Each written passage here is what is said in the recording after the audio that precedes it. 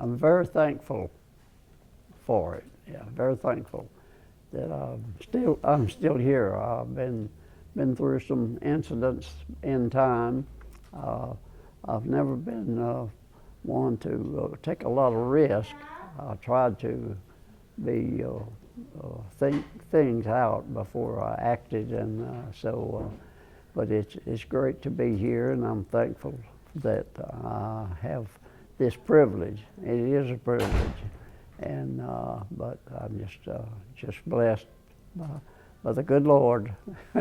He has control, and I have tried to obey that control. Always just overwhelms me that, but I'm very appreciative that people have that think that much of me, I guess, and I'm thankful that they do, and but it's just great to have that privilege. It is just a privilege. And tell me a little bit about your service history, if you can. Okay, I was in high school when World War II came along, and of course everybody was registered for the draft, and I got a call to the draft in October of 1942, and I was in senior year at high school. I just like from October to May of finishing high school. So when I got the call to come into the military, I went down and met the local board and asked them about getting a deferment to finish high school. So they said, well, if we defer you, then we're obligated to defer anyone else that asks to be deferred, and we won't have anybody to meet the draft. And I said, I'm sorry, we just can't do it. So I thanked them and had started out the door. But on this draft board, there was a gentleman that grew up with my father and uncle in World War I, Virgil Sanford.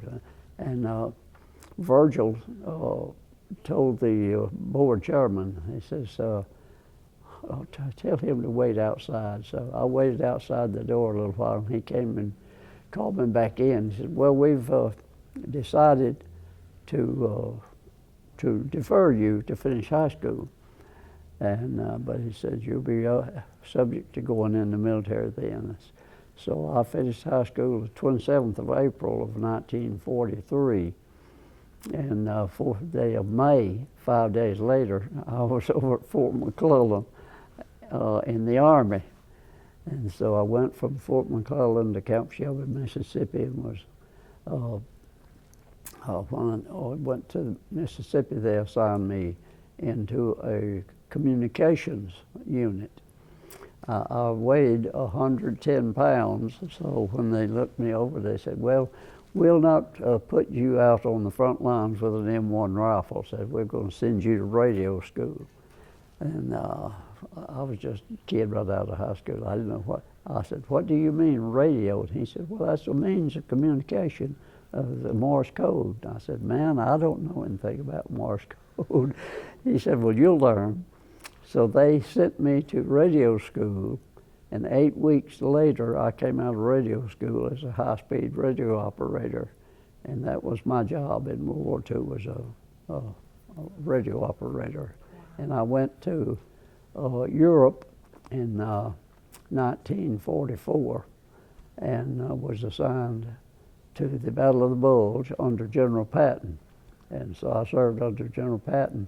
And when the war was over, General Patton he was in charge of the occupation forces, and I was under him. So General Patton was stationed in Mannheim, Germany, and I was down at Heidelberg. So when he was killed in March of '46, I was down at, I was still in occupation duty down Heidelberg. And on the day of his funeral service, I was on duty and didn't get to go to his service, but I do have pictures of his funeral procession. They brought him into Heidelberg and placed his body on the train and sent him up to Luxembourg for burial. He's buried in Luxembourg. He was not sent back to the United States. So I have pictures of his funeral procession, and I have a picture of him. In fact, I think Marlene may have the color shot of General Patton. A lot of people he had the nickname of Old Blood and Guts. That was his title. But the guy, he got the job done, and but it was just quite a bit. And how many years did you serve in?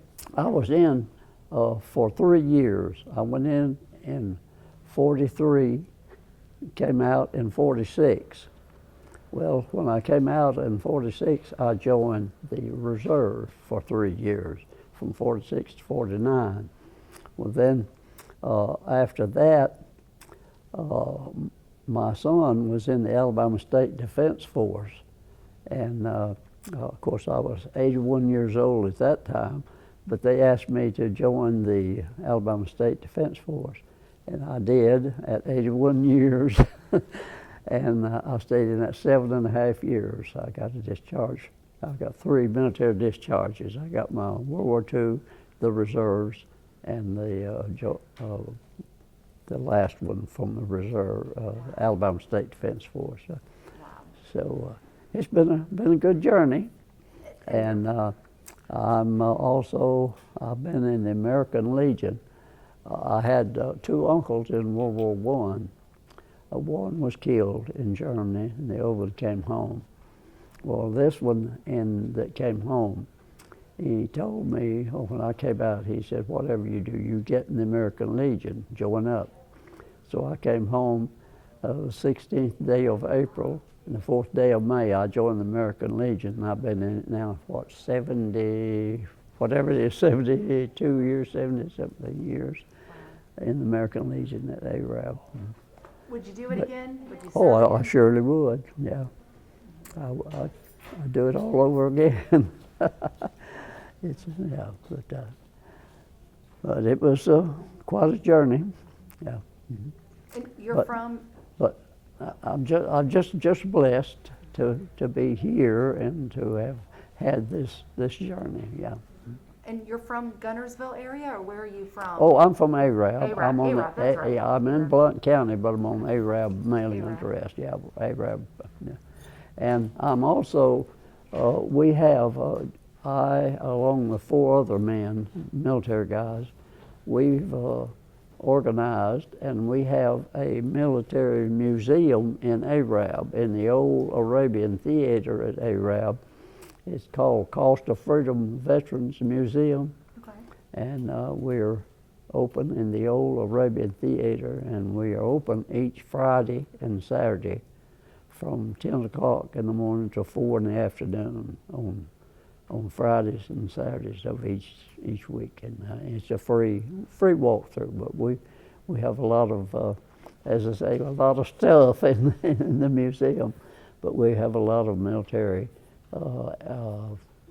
articles and things there, along with military vehicles. Now, on the 12th, next couple of weeks, we will have a showing of our military vehicles at the museum in ARAB on the 12th of November. I've been in the DA here with the medical people here. I believe it's probably about 17 years. I think I joined I came to them in 2005, Wow. and I've been up there. And these people here have sent me along the road all these years, and I surely do appreciate them. The fact that you can We remember have that a 17 we have years amazes me because I can't remember we have that. a great number of people here. There's doctors and nurses, and the workers here. The people here are just top notch. They are top notch in my book. Well, I'll make sure we get that And in there I'm too. most appreciative to them for taking care of me.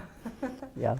Well, somebody's doing something right, because you don't look a day over 80, that's for Well, sure. thank you. Dare I say 75, because I like you. Yeah, it's great to be here. Yeah, surely is.